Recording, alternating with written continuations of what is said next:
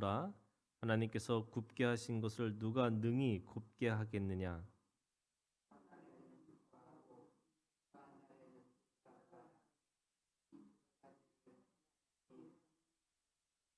사람이 그의 장래일을 능히 헤아려 알지 못하게 하셨느니라. 아멘. 오늘 이 7장에서는 결국 우리가 뭐 하고 살아야 되는가라고 생각을 하는 거예요. 첫 번째는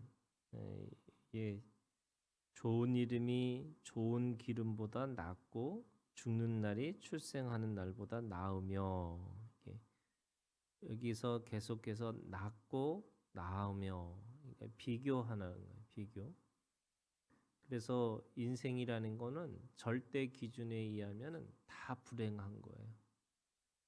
왜냐하면 이게 인생이라는 것 자체가 수고와 슬픔이라는 게 결론처럼 되어 있거든요. 그러니까 결론처럼 되어 있는 이 인생 속에서 우리가 내가 어떤 날이 더 나을까라고 생각해 보니까 좋은 이름과 좋은 기름, 이게 뭐가 나을까? 그러니까 좋은 기름은 물질이고요. 좋은 이름은 가치예요. 내가 좀 더 나은 가치를 추구하고 살아가는 것이 조금 낫다는 거예요. 그 다음에 죽는 날이 출생하는 보다 낫다. 이렇게 하면은 어떻게 죽는 날이 더 나을까라고 생각을 해보면 이 출생하는 날의 끝이 뭐냐면 죽음이에요. 그러니까 우리가 늘 끝을 보고 살아가는 것이 중요하다는 거죠. 왜 우리가 영적인 가치를 더 중요시하냐면 기름은 마를 수밖에 없어요.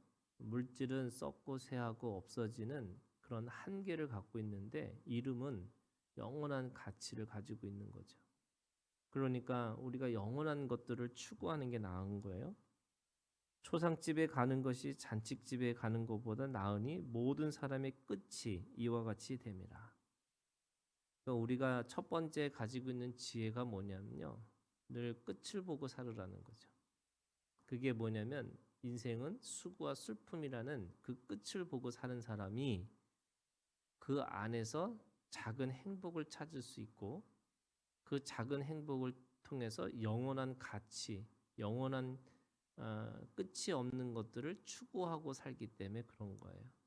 그렇기 때문에 우리는 끝을 보고 살아가는 마음이 맞다라는 거죠. 아무리 건강하고 아무리 부자고 아무리 자신이 가지고 있는 권세를 있다 할지라도 인생은 끝이 있어요.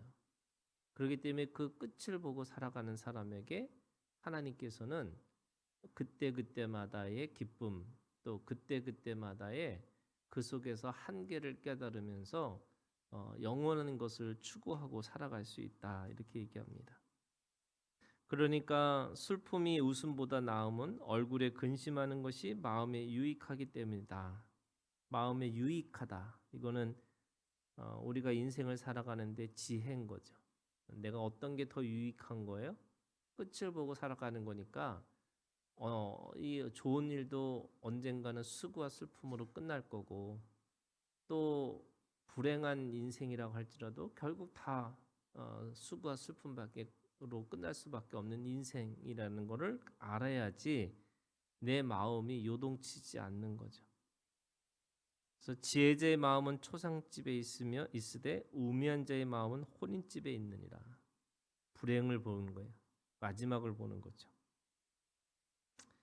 똑같아요. 5절에도 지혜로운 사람의 책망을 듣는 것이 우매한 자들의 노래를 듣는 것보다 나으니라. 칭찬보다는 책망인데 그 책망도 지혜로운 사람의 책망. 그게 지혜로운 사람의 책망이라는 건 뭐냐면 인생은 끝을 보라는 거예요. 인생의 끝이 뭘까? 우매한 자들의 웃음소리는 손 밑에서 가시나무가 타는 소리가 같으니 이것도 헛되니라. 아무리 대단하게 열정적으로 얘기한다 할지라도 결국 그 웃음소리는 무슨 소리로 바뀔 거냐면요, 곡소리로 바뀔 거예요. 그러니까 아무리 대단한 그 즐겁고 대단한 일이라 할지라도 우리는 마지막에 이 죽음을 애도하고 죽음을 안타까워하는 죽음의 이 장래에 소리밖에 될 수가 없는 거죠. 탐욕이 지혜자를 우매하게 하고 뇌물이 사람의 명철을 망하게 하니라. 탐욕, 뇌물 이것이 다 물질인 거예요. 썩고 새하고 없어지는 물질의 마음을 빼앗기면 결국에는 우매하는 거고, 그 다음에 명철, 내가 지금 지혜롭게 살아가는 거에 대해서 방해가 된다는 거죠. 그런 의미에서 일의 끝이 시작보다 낫고 참는 마음이 교만함보다 나으니 급한 마음으로 노를 바라지 말라. 근데 이 급한 마음이라는 노가 뭐냐면요, 내가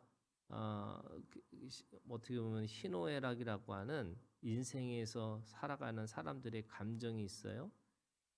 즐겁고 분노하고 또 사랑하고 즐거워하는 그 모든 것들, 희노애락이라는 것이 결국 우리가 가지고 있는, 인간이 가지고 있는 감정들인데, 그것에 내가 너무너무 치우쳐 있으면 결국 하나님의 일을 내가 현실에 대해서 부정하고 살게 돼 있다는 거죠. 제가 이번에 만난 목사님이 한 분이 계세요.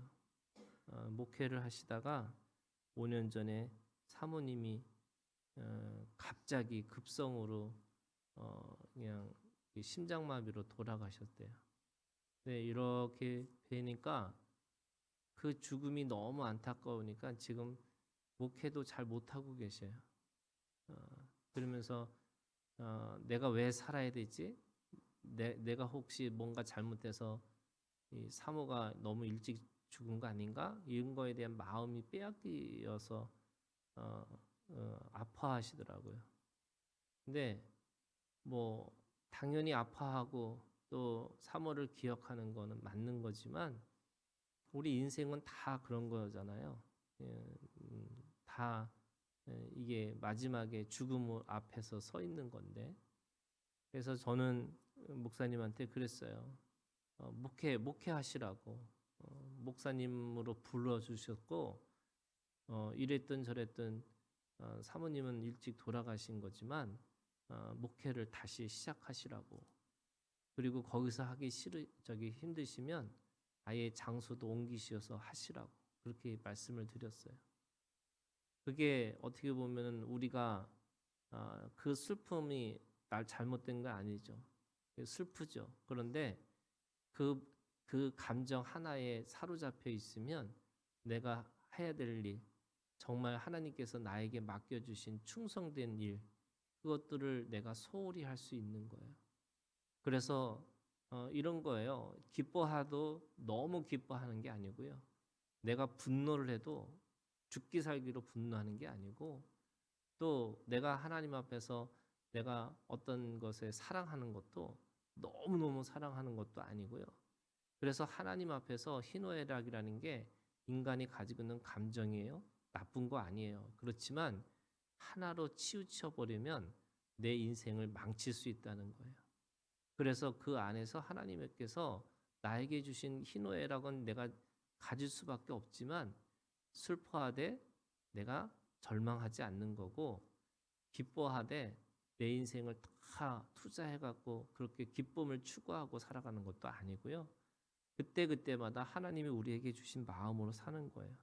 10절에 보시면은 옛날이 오늘보다 나은 것이 어찌미뇨 하지 말라 이렇게 묻는 것이 지혜가 아니니라.